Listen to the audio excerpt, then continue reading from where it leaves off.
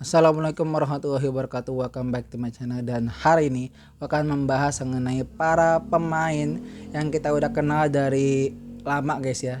Kayak dari tahun 2010 atau tahun 2014. Nama-nama seperti Cristiano Ronaldo, Toni Kroos, kemudian Anthony Rudiger, atau mungkin ya selain main Real Madrid ya, pokoknya banyak ya guys ya main-main yang udah pada uzur. Thomas Müller ya. Kemudian juga ada Manuel Neuer gitu ya. Jerman semua. Ya pokoknya dia banyak lah guys ya, bintang-bintang yang kita kenal dari zaman apa itu sekarang itu sudah mulai menua guys ya. Dan apa ya, bisa dibilang penambahan usia mereka itu juga berpengaruh pada kondisi fisik dan stamina mereka di atas lapangan, yang otomatis membuat pelatih itu pasti harus berpikirkan kira-kira kapan nih bisa mainin mereka nih ya? Apakah sebaiknya gue mainin di waktu ini apa di waktu ini guys ya. Nah berikut ini adalah 3 waktu yang tepat untuk memainkan para pemain bintang yang udah pada uzur. Kira-kira kapan aja itu waktunya, kita bahas ini di check this out. Yang pertama, dimainin dari awal laga. Keuntungan memainkan pemain uzur di awal laga mungkin lebih ke arah untuk memberikan shock kepada lawan guys ya. Karena kita tahu mungkin lawan akan lebih kaget ketika mendengar pemain yang udah senior itu main dari awal laga ya. Karena kan biasa kan pasti mereka akan mikir kalau kayaknya si ini bakal main dari akhir ya, atau mungkin pertengahan gitu ya. Karena kan dia udah agak tua kan, jadi nggak mungkin dia dipaksa dari awal. Ternyata dia main dari awal guys. Langsung seketika itu juga langsung tim itu langsung kayak mikir kayak wah gimana nih, berarti kita harus ngover dia benar-benar nih, yang nantinya mungkin bisa saja akan memberikan dampak ke permainan yang membuat lawan jadi kacau gitu guys ya, dan akhirnya membuat tim yang dibela sama si bintang tersebut bisa memenangkan atau bisa setidaknya menguasai di awal-awal laga. Cuma kekurangannya adalah karena dia udah main dari awal, otomatis dia harus diganti kan guys ya. Nah, pergantian itu yang kadang bisa membuat sebuah perubahan permainan gitu. Yang mungkin kalau seandainya pemain yang diganti nggak setara atau ya setidaknya nggak hampir di bawahnya tipis lah guys ya. Bisa saja nanti membuat balance dari tim yang ditinggalkan itu jadi kayak hancur gitu guys ya.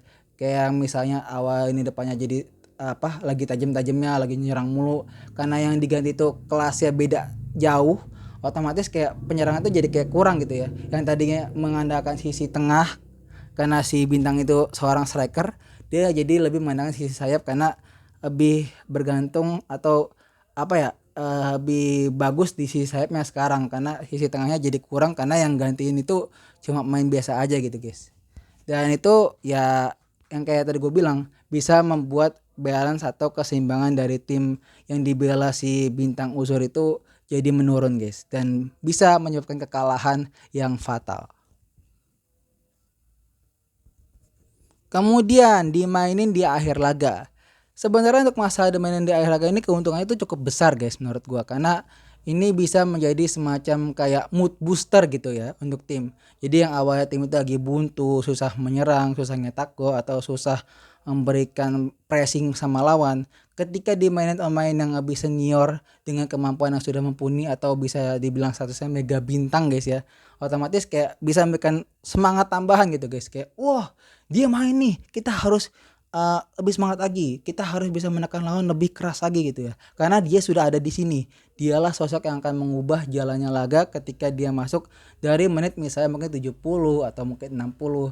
Kalau gue sih rekomendasi untuk gue ya, kalau gue jadi pelatih mungkin gue akan mainin di sekitar 60 70-an ya guys ya, karena mungkin kalau menit segitu kan nggak ada resiko telat panas gitu guys ya. Karena ya itu apa, karena udah lama gitu waktunya kan, jadi kayak dia udah sempat beradaptasi di lapangan gitu. Cuma mungkin kekurangannya ya itu tadi, telat panas itu ya, yang bisa saja membuat tim itu jadi kayak nyerang sembarangan atau mungkin kayak terburu-buru gitu ya, yang membuat akhirnya si bintang itu jadi kayak kewalahan sendiri gitu ya, karena dia mau nyerang tadinya fokus apa namanya mau fokus nyerang, dia bantuin, justru malah karena timnya panik ya, karena buru-buru ayo kita harus cepat apa nyetak gol, comeback atau bisa apa namanya menjauhkan defisit gol. Akhirnya malah jadi kayak amburadul, akhirnya bikin passing jadi nggak jelas lah atau bikin shooting nggak jelas lah. Itu mungkin kalian bisa lihat, dan sebenarnya terjadi tadi pagi guys ya, ketika Uruguay menghadapi Kolombia, di mana kita lihat kan si Luis Suarez kan baru main sekitar menit berapa tuh ya, 70 kalau nggak salah, 80 ya kalau nggak salah. Dan itu sebenarnya menurut gua udah benar-benar telat panas banget gitu guys ya, memainkan Suarez di menit segitu. Karena bagi gua harusnya kalau emang benar Suarez mau dimainin, mungkin harusnya menit 60-an ke atas harusnya. Ya. Enggak, 60-an ke bawah, sorry. 60 ya benar, 60-an ke atas ya. Itu ya kan 50 itu kan ke atas ya. Gua suka salah guys, maaf guys ya. Eh, Harusnya dari menit segitu biar dia bisa memberikan impact yang lebih besar. Atau kalaupun sekalian mau dimainin ya minimal dari halftime aja sekalian dimasukin. Cuma ya itu tadi resikonya ya, karena dia dimainin dari ini kan mungkin bisa juga gampang capek ya sebenarnya. Jadi gue sih merasa harusnya jam 60 aja kayak lebih bagus ya. Ya menit 60-an lah kurang lebih.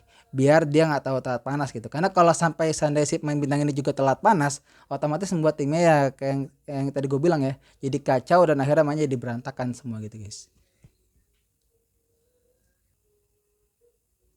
Dan yang terakhir, ini yang paling gila guys, yaitu dimainin hampir full time atau hampir di seluruh waktu guys ya.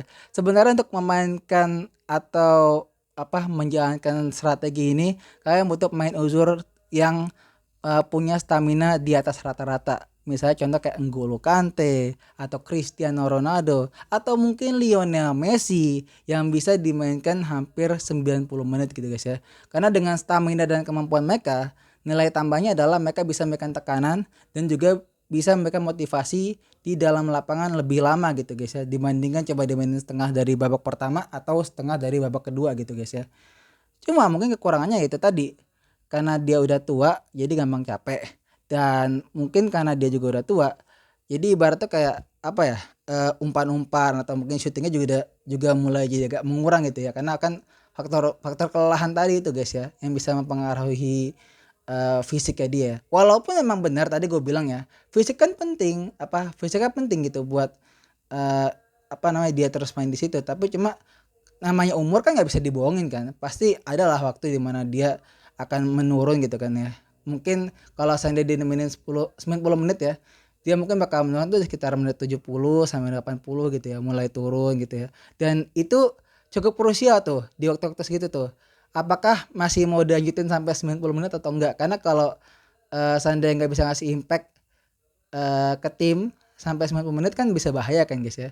Tapi kalau seandainya dari menit udah masuk menit segitu tapi masih bisa ngasih impact, ya mainin aja terus gasin guys ya. Contohnya mungkin kayak misalnya ketika Portugal terus-terusan mainkan Cristiano Ronaldo, padahal banyak banget striker Portugal yang masih muda yang bisa dicoba, kayak Conceição ya kan, kayak mungkin Joao Felix masuk ya. Ya intinya itulah guys ya, baik banget striker Portugal yang bisa dimainkan. Cuma sayang banget tetap memilih seorang Cristiano Ronaldo yang udah uzur tetap main 90 menit padahal udah waktunya udah diganti guys ya. Nah tadi itu adalah 3 waktu yang tepat untuk memainkan seorang pemain bintang yang sudah uzur. Kira-kira kalau kalian jadi pelatih itu kalian bakal pilih di waktu yang mana guys ya? Apakah waktu awal, waktu akhir, atau full time digasin aja gitu guys ya? Kalau gitu itu saja dari gue, jangan lupa di like, comment, and subscribe untuk gue. Dan gue pamit. BTW malam ini gak ada bola karena ini gue nguploadnya setelah laga tadi pagi Uruguay, jadi nggak ada bola nanti malam. Jadi tunggu aja nanti hari Minggu guys ya, waktu Indonesia bagian barat. Dan gue akan langsung ngebahas juga abis ini mengenai final dari Euro dan Copa America. Jadi tunggu aja guys ya. Gue pamit. Wabillahi taufiq wal hidayah. Assalamualaikum warahmatullahi wabarakatuh.